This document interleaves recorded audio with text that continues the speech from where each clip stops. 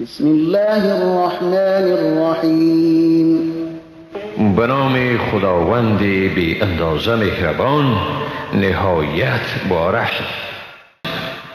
وقاتلوا في سبيل الله واعلموا أن الله سميع عليم.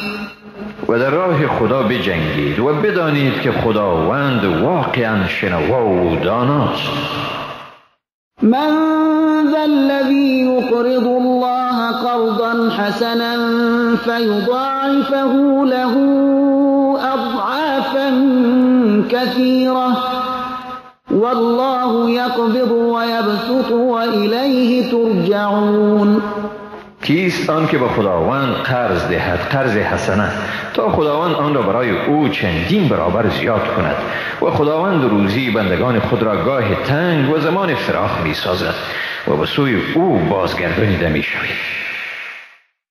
ألم تر إلى الملأ من بني إسرائيل من بعد موسى إذ قالوا لنبي له مبعث لنا ملكا نقاتل في سبيل الله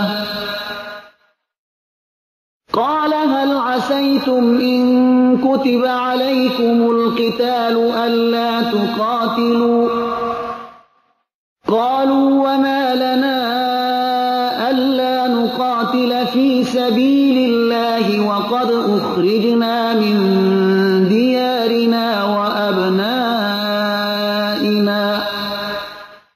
فلما كتب عليهم القتال تولوا إلا قليلا منهم والله عليم بالظالمین. آیا به سوی بزرگان قوم بنی اسرائیل که بعد از موسی زندگی می کردن ندیدی؟ هنگامی که به پیامبر خیش گفتند برای ما پادشاهی برگزین تا زیر فرمان او در راه خدا بجنگیم. گفت شاید اگر به شما دستور جنگ داده شود از جنگ خودداری کنید. گفتند ما را چی شده است که از جنگ در راه خدا خودداری کنیم در حالی که از دیار خیش و از کنار فرزندان خیش بیرون رانده شدیم.